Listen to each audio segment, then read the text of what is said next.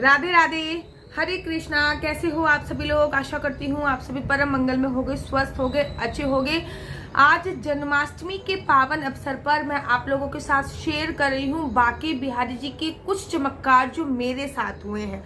Personally ये video शायद मैं नहीं बनाती, लेकिन जन्माष्टमी का भी शुभ अवसर आ गया और जो मेरे साथ बांके बिहारी जी, तो ऐसा लगता है कि मिनट मिनट पे चमत्कार करते हैं, लेकिन वो इतना अद्भुत चमत्कार था कि मेरे को लगा कि आज आपके साथ ये सत्संग के रूप में शेयर कर लूं, इसलिए मैं ये वीडियो बना रही हूँ। तो बात उस समय की है जब मैं प्रेगनेंसी ट्राई कर रही थी, और जब मैं प्रेगनेंसी ट्राई कर रही थी तो प्रेग्नेंट होने से पहले, अर्थात गर्भ धारण करने के समय ही या फिर गर्भ धारण करने वाले महीने में ही बांके बिहारी जी ने मुझे कुछ संकेत दिए थे, कुछ सिम्टम्स दिए थे जिसको शायद मैं पहचान नहीं पाई थी, लेकिन वो मैंने करे थे और वो मैं आपको बता रही हूँ। बात है होली की। मैं होली पे श्रीधाम वृंदावन में थी और मैंने होली बड़ी धूमधाम से बनाई थी। तो होली से छोटी होली जो होती है, ब्रजवासी लोग क्या करते हैं, ब्रजवासी भी करते हैं और हमारे उत्तर प्रदेश में भी होता है। अगर आपके घर पे भी होता है तो आप मुझे बताइए। जो गेहूं होते हैं उनको भूना जाता है, ठीक है, गेहूं या चनों को भूना जाता है। उसके बाद जितने भी लोग होते हैं सबको दिया जाता है, वो प्रसाद के रूप में खाया जाता है।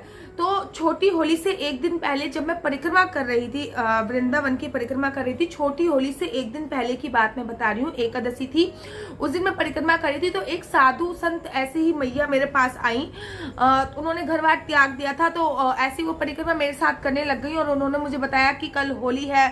तो उन्होंने मुझसे बोला कि शादी हो गई। मैंने कहा, तो मैंने उनको अपना इंट्रोडक्शन बताया, उन्होंने मुझे अपना बताया। तो फिर उन्होंने कहा कि ऐसा करना, मेरे कहने पे कल कि बच्चे नहीं है। मैंने कहा नहीं, अभी मैंने बच्चे के बारे में सोचा नहीं है, मैं अब सोचना प्रारंभ करूंगी। तो उन्होंने कहा सोचने से पहले एक काम कर लेना आप। वो काम ये है कि कल होली है और होली पे गेहूं भूने जाएंगे, मतलब जो कच्चे गेहूं होते हैं उनको भूनने की प्रथा है। होली में जो होली जलाई जाती है उनको भूना जाएगा। वो गेहूं आप छील कर रख लीजिएगा और सुबह सुबह 14 दिन तक खाली पेट उसको आपको खाने हैं। 2 या 3 गेहूं आपको नित्य खाना है। 14 दिन तक आप ये करके देखिए। अब भाई मैं ना थोड़ी इन बातों में कम बिलीव करती हूँ, क्योंकि भैया जो भगवान को बिलीव करता है, राधा रानी को बिलीव करता है, वो इन बातों में कम बिलीव करता है। लेकिन वृंदावन में कुछ भी हो सकता है। बांके बिहारी राधा रानी किसी भी रूप में आके आपको कुछ भी बोल सकती हैं। तो मैंने आके अपनी माता जी को बोला, तो मेरी माता जी ने बोला इस चीज में करने में हर्जी क्या है, तू कर ले, क्या परेशानी है, वैसे भी तुम बच्चे के लिए तो ट्राई कर ही रहे हो, तो इस चीज को भी कर ही लो। मैंने कहा चलो ठीक है, ट्राई करने से पूर्व मैं ये सारी चीजें कर लेती हूँ। अब मेरे को तो देखो याद रहा नहीं, क्योंकि ये चीजें मेरी टच में नहीं है, ये चीजें मैं कम करती हूँ, तो ये चीज मुझे याद रही भी नहीं। मैंने वो गेहूं भूनकर उनको छील कर रख तो लिए, लेकिन सुबह सुबह नहाने के बाद खाली पेट उसको खाना कभी मुझे याद रहा, कभी मुझे याद नहीं रहा। 14 दिन तो बहुत दूर की बात है, मैंने 5-6 दिन तो उसको खाया होगा, पानी के साथ सटका होगा।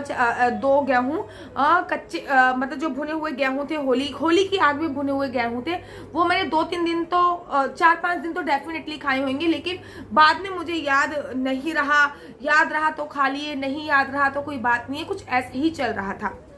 दूसरी बात, होली के बाद जब मैं बांके बिहारी जी के मंदिर में गई, रंग पंचमी थी उस दिन, होली के बाद रंग पंचमी थी कुछ दिनों बाद। तो मैं बांके, जिसको देवताओं की होली बोलते हैं रंग पंचमी को, और उस दिन बांके बिहारी जी के मंदिर में और समस्त वृंदावन में आखिरी होली बोली जाती है कि लास्ट होली है, अब अगले वर्ष होली आएगी, ठीक है। तो उस दिन मेरे साथ एक और चमत्कार हुआ। उस दिन चमत्कार ये हुआ कि मैं रेगुलर बिहारी जी के मंदिर में जाती रहती हूँ, तो जो भी किन्नर समाज के लोग आते हैं, जो भी सखी भाव के जो लोग होते हैं, या फिर जो पंडित जी हैं, रेगुलर जाने वाले लोग हो तो आपको लोग जानते भी होंगे, पहचानते भी होंगे। तो एक किन्नर थी जिनको मैं अच्छी तरीके से जानती थी, तो बिहारी जी के मंदिर में जाती थी, वो मुझे राधे राधे करती थी, वो मुझे मिल जाती थी तो मैं उसे राधे राधे करती थी। बस इससे ज्यादा हमारी कभी बात नहीं हुई थी। वो मुझे लगातार 3 से 4 साल मिली है, लेकिन इससे ज्यादा हमारी कभी बात नहीं हुई, केवल राधे राधे राधे राधे से ज्यादा कभी बात नहीं हुई। लेकिन रंग पंचमी वाले दिन जिस महीने में प्रेगनेंसी के बारे में सोच ही रही थी और शायद प्रेग्नेंट भी हो गई थी, उस महीने ही बांके बिहारी जी के मंदिर में वो किन्नर जो मुझे 3 साल से मिल रही थी वो मुझे मिली और उसने मुझसे बोला, आज मेरा दिल है कि मैं तुम्हें एक सिक्का पढ़ के दूं, ना जाने क्यों मेरा मन कर रहा है ये, और ये तुम्हारी कोख बहुत हरी भरी हरा मतलब कोख भरेगा।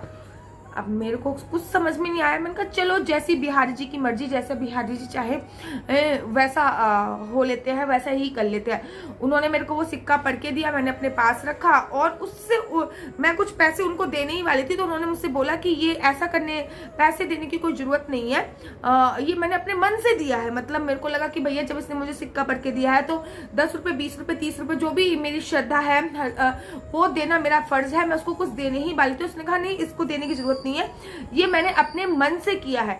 मैं बिहार जी के मंदिर में गई और बिहार जी के मंदिर में मैंने शाम तक की आरती उस दिन कंप्लीटली देखी। मतलब शाम तक की आरती देखने के बाद जो शाम की रात्रि की शयन आरती होती है वो तक देखी, और देखने के बाद फिर मैंने कहा कि मुझे मत्था टेकना है। मैं मत्था टेकने के लिए चौखट पे गई और चौखट पे मैंने मत्था टेका। और जो अपने चौखट पे रात को इत्र मालिश होती है, जो भक्त लोग करते हैं वो इत्र मालिश करते हैं, तो मैंने इत्र उठा के अपने मस्तक पे लगाया और अपने मस्तक पे लगाने के बाद दोनों हाथों की हथेलियों पे मैंने इत्र लगाया। ये भी मेरे साथ पहली बार हुआ था। मतलब चौखट पे तो मैंने 2-3 बार पहले भी मत्था टेक लिया था बिहारी जी की, लेकिन इत्र मैंने पहली बार ही अपने मस्तक पे लगाया था। और जब से वो सोने की चौखट बनी है, सोने की चौखट है, चांदी की चौखट पे तो मैंने बहुत बार मत्था टेक लिया था, सोने की चौखट पे मैंने पहली बार ही मत्था टेका। अब मैं घर पे आ गई, मैंने अपनी मम्मी को बोला ये सारी चीजें, चलो कोई नहीं। अगले दिन हमें अपने घर पे जाना था क्योंकि उसके अगले दिन नवरात्र प्रारंभ होने वाले थे। मैं और मेरे हस्बैंड अपने घर पे आ गए, गाजियाबाद आ गए, क्योंकि 1-1.25 महीने में पूरा वृंदावन में रह के आई, उसके बाद में गाजियाबाद आ गई और एक दिन बाद ही नवरात्र प्रारंभ होने वाले थे और मुझे नवरात्रों की बहुत सारी तैयारी करनी थी। मैंने अपने हस्बैंड से बोला, मैंने कहा ऐसा है अखंड जोत जला लेते हैं, और मैं नवरात्रों की पूरी तैयारी करनी थी, तो मैंने नवरात्रों की पूरी अच्छी तरीके से तैयारी करी। और पहली बार शादी के बाद, वैसे मैं व्रत तो रखती हूँ, स्टार्टिंग और आखिरी के रखती हूँ, शादी के बाद पहली बार ही हमारे साथ ऐसा हुआ, क्योंकि बीच में मेरे पीरियड्स आ जाते और बाकी कोई करने वाला नहीं था, तो इस बार मैं एकदम शुद्ध थी। तो मुझे लगा कि मैं इस बार पूरे नवरात्रे 9 दिन के व्रत रख लेती हूँ। तो मेरे हस्बैंड ने कहा कि मैं भी 9 दिन के व्रत रखूंगा, तो हम दोनों ने मिलकर उसी महीने 9 दिन के व्रत रखी मिली। फर्स्ट टाइम शादी के बाद ऐसा हो रहा था। हम फर्स्ट नवरात्रि का व्रत रखते थे, सेकंड नवरात्रि का व्रत रखते, फर्स्ट नवरात्रि का व्रत रखते थे और लास्ट रखते थे। शादी से पहले मैंने बहुत सारे रखे थे, लेकिन शादी के बाद बस मैंने इतने ही रखे हैं, फर्स्ट और लास्ट नवरात्रि के ही व्रत रखे हैं। लेकिन फर्स्ट टाइम ऐसा हो रहा था, पूजा मैं पूरी विधि विधान से करती थी नवरात्रों की, लेकिन व्रत मैंने पहली बार रखे थे। माता की चौकी वौकी लगा के मैंने व्रत रखे। तो मैंने अपने हस्बैंड से बोला कि मैं अखंड जोत जला लेती हूँ, और कभी ऐसा हो कि मैं ख्याल ना कर पाऊँ तो आप देख लीजिएगा। उन्होंने भी मुझसे बोला हाँ चलो ठीक है अखंड जोत जला लो। तो वैसे मेरे घर पे अखंड जोत महीने में 2-3 बार जल जाती है, 2 बार तो एकादशी आती है तब जल जाती है, और भी जल जाती है, लेकिन फर्स्ट टाइम 9 दिन तक अखंड जोत जलती रही। हमने पिंडी के रूप में पहली बार पिंडी बनाई थी, और पिंडी के रूप में जब आप 9 दिन के व्रत रखते तो पिंडी बनाई जाती है, तो पिंडी बनाई थी और पिंडी की व्रत पूजा से 9 दिन तक व्रत रखी, 9 दिन तक अखंड जोत जलाई हमने, ठीक है। उस अखंड जोत जलाने के तत्पश्चात जब हमें 9वीं वाले दिन मेरा कार्यक्रम था, 9वें वाले दिन मेरे को राजस्थान जाना था, राजस्थान में कार्यक्रम था, तो अष्टमी की रात को ही हमें राजस्थान के लिए निकलना था, क्योंकि भैया कार्यक्रम 2 महीने पहले ले रखा था, 2 महीने पहले की बुकिंग थी कार्यक्रम की। तो अष्टमी मेरे ससुराल में अष्टमी पूजती है, तो मैंने अष्टमी पूजी। अष्टमी पूजने के बाद आई फील लाइक कि मुझे वॉमिट आने को हो रही है, या फिर हल्का सा मन मचल रहा है, तो मेरे को लगा कि शायद 9 दिन के व्रत हैं और थकान बहुत ज्यादा हो गई कंजके वंजके पूजने के बाद, तो शायद इस वजह से ऐसा हो रहा होगा। हमें बिल्कुल भी ये आइडिया नहीं था कि ये प्रेगनेंसी का हो सकता है या कुछ नहीं, हमें बिल्कुल भी आइडिया नहीं था, लेकिन ये सारी चीजें चल रही थी, ये सारा प्रोसीजर हो रहा था। हम लोग राजस्थान गए बाय कार, और राजस्थान में हमने प्रोग्राम वगैरह करे। प्रोग्राम वगैरह करने के तत्पश्चात हम लोग राजस्थान से वापस आए। वापस आने के बाद भी हम लोग जैसे अपना बैक टू वर्क होता है वैसे बैक टू वर्क में लग गए।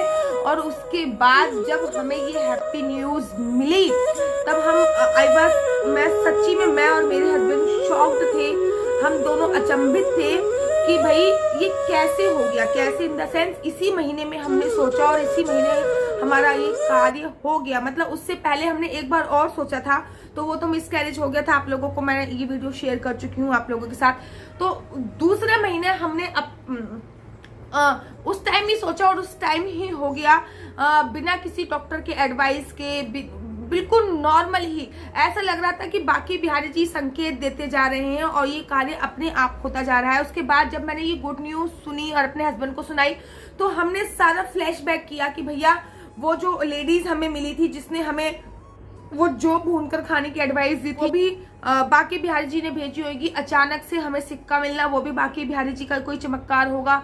नवरात्रि में पहली बार 9 दिन तक के व्रत रखना हो ना हो, इसमें भी कोई बाकी बिहारी जी या माता रानी की मर्जी होगी।